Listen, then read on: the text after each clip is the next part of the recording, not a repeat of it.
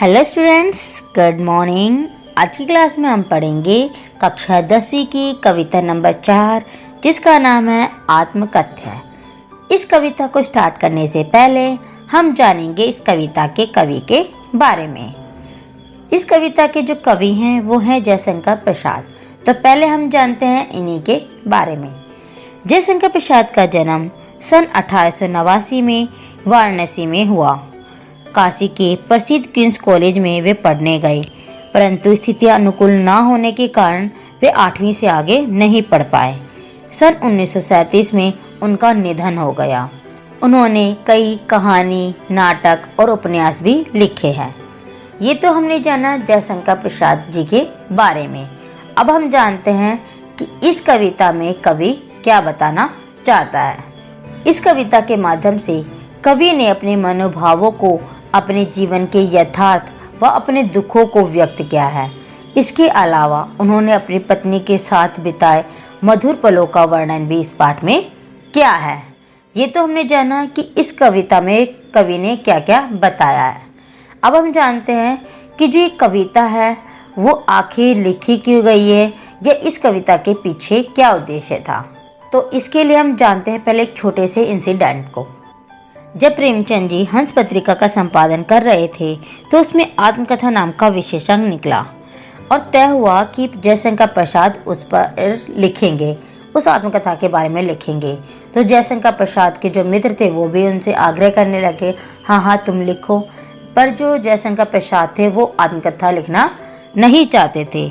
उसी असहमति के तर्क पर जो कविता लिखी गई थी वो थी आत्मकथ्य, जिसमें उनके मन में चल रही उधेड़-बुन को दिखाया गया है। तो चलो स्टार्ट करते हैं इस कविता को और जानते हैं कि जब वो ये कविता लिख रहे थे तब उनके मन में क्या क्या विचार आ रहे थे। मधुप गुनगुनाकर कह जाता कौन कहानी यह अपनी, मुरझा कर गिर रही पत्तियां देखो कितनी आज घनी। इस गंभीर अनंत नीलिमा में असंख्य जीवन इतिहास, ये लोग करते ही रहते हैं अपना व्यंग्य मलिन उपहास। तब भी कहते हो कह डालो दुर्बलता अपनी बीती, तुम सुनकर सुख पाओगे देखोगे ये गागर रीति। इन पंक्तियों में जो कवि है वो अपने जीवन के बारे में बता रहे हैं तथा अपने जीवन को सामान्य व्यक्ति के समान बता रहे हैं। मधुप गुनगुनाकर कह जाता कौन कहानी ये अपनी, मुरझा कर गिर रही पत्तियां देखो कितनी आज घनी। मधुप का मतलब होता है भंवरा। इन पंक्तियों में जो कवि है उसने अपने मन को एक भंवरे के समान बताया है, जो गुनगुनाकर पता नहीं क्या कहानी सुनाता है। वह ये समझ नहीं पा रहा कि वह अपने जीवन की किस कहानी को सुनाए। वह अपने पास खड़े पेड़ की मुरझाकर गिरती पत्तियों को देखकर अपने जीवन की नश्वरता को देख रहे हैं कि उनका जीवन भी एक ना एक दिन इन पत्तियों की तरह समाप्त हो जाना है। इस गंभीर अनंत नीलिमा में असंख्य जीवन इतिहास, ये लोग करते ही रहते हैं अपना व्यंग्य मलिन उपहास। व्यंग्य मलिन का मतलब होता है बहुत ही बुरी तरीके से किसी की निंदा करना। उपहास का मतलब होता है मजाक। अनंत नीलिमा मतलब होता है जिस ऐसे सीमाहीन जो आकाश होता है नीला, उसको बोला गया यहाँ। इन पंक्तियों में जो कवि हैं वो बताते हैं कि ये नीला आकाश जो अनंत तक फैला हुआ है, जिसमें असंख्य लोगों ने अपने जीवन के इतिहास को लिखा है, फिर भी ये लोग इन्हीं लोगों के इतिहास को पढ़कर उनकी निंदा करते हैं, उनका मजाक उड़ाते हैं। तब भी कहते हो कह डालो दुर्बलता अपनी बीती, तुम सुनकर सुख पाओगे देखोगे ये गागर रीति। गागर रीति का मतलब होता है एकदम खालीपन, जिसके मन में कोई किसी तरीके का कोई भाव नहीं होता, खाली घड़ी के समान। इन पंक्तियों में कवि अपने मित्रों से कहते हैं, क्या तुम अब भी ये चाहते हो कि मैं अपने जीवन की दुर्बलता लिख डालूं, जिसे पढ़कर सुनकर तुम लोग भी मेरा मजाक उड़ाकर सुख पाओ और जीवन रूपी गागर में व्याध दुख और खालीपन को देखकर हंसो। किंतु कहीं ऐसा ना हो कि तुम ही खाली करने वाले, अपने को समझो मेरा रसले अपनी भरने वाले। ये विडंबना अरी सरलते तेरी हंसी उड़ाऊं मैं, भूले अपनी यह प्रवंचना औरों की दिखलाऊं मैं। उज्जवल गाथा कैसे गाऊं मधुर चांदनी रातों की, अरे खिलखिलाकर हंसते होने वाली उन बातों की। मिला कहाँ वह सुख जिसका मैं स्वप्न देखकर जाग गया, आलिंगन में आते आते मुस्का कर जो भाग गया। इन पंक्तियों में कवि कहते हैं कि जिन मित्रों ने आत्मकथा लिखने के लिए आग्रह किया था, वे मेरी आत्मकथा पढ़कर और मेरे जीवन की खाली गगरी को देखकर कहीं ऐसा ना सोचे कि मेरे दुखों का कारण वे स्वयं हैं। उन्होंने ही मेरे जीवन रूपी गागर से सुखों को लेकर अपने जीवन रूपी गागर में भर लिया है और मेरे जीवन को दुखों से भर दिया है। यह विडम्बना अरे सरलते तेरी हंसी उड़ाऊं मैं, भूले अपनी यह प्रवंचना औरों की दिखलाऊं मैं। कवि कहते हैं कि उनका जीवन बहुत ही सादा और सरल रहा है। इसी स्वभाव के कारण उन्हें कई लोगों ने धोखा दिया है, उन्हें कई लोगों से धोखा मिला है। वे अपनी आत्मकथा लिखकर ना तो अपना और ना ही उन लोगों का मजाक उड़ाना चाहते हैं और ना ही अपनी भूलों को और अपने साथ हुए छल कपट को लिखकर दूसरों के सामने व्यक्त करना चाहते हैं।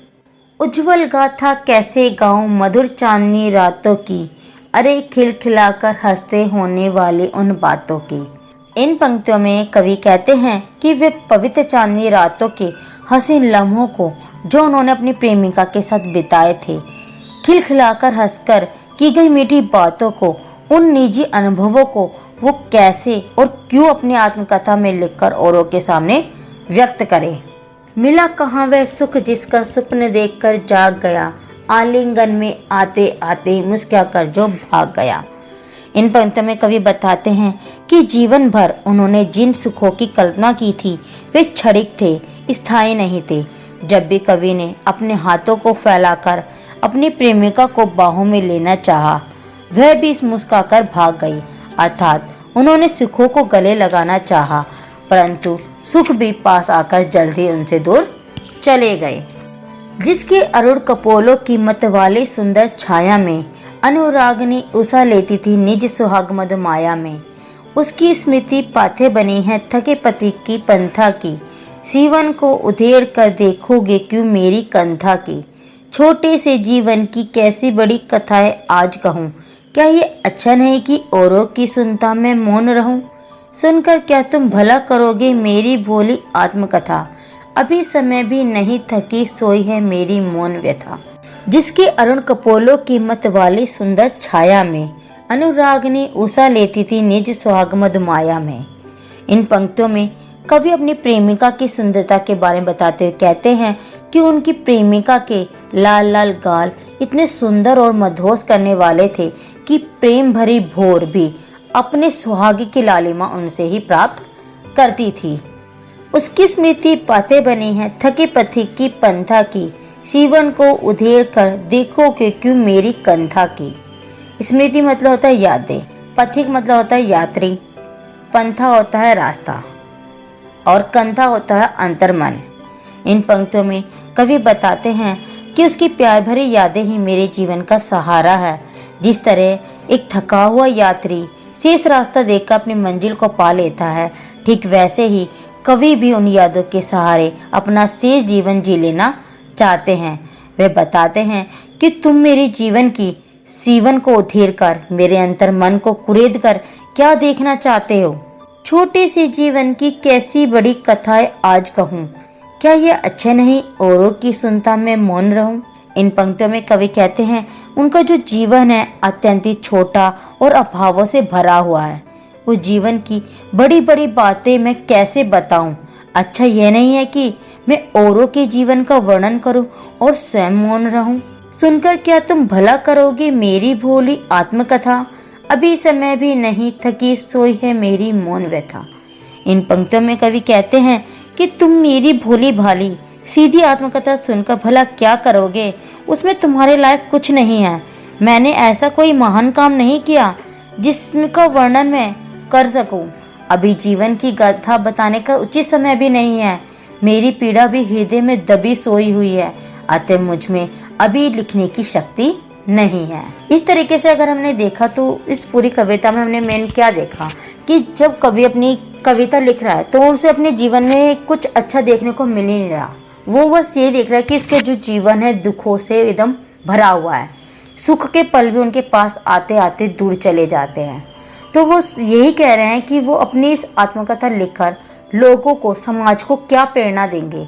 लोगों को सीखने के लिए उनके जीवन में कुछ नहीं है। तो बस यही उनकी कविता का मेन थीम था। तो हमारी जो ये कविता थी आत्मकथा है, वो यहीं ख़त्म होती है। आशा है आपको ये पूरी कविता अच्छे समझ आई होगी।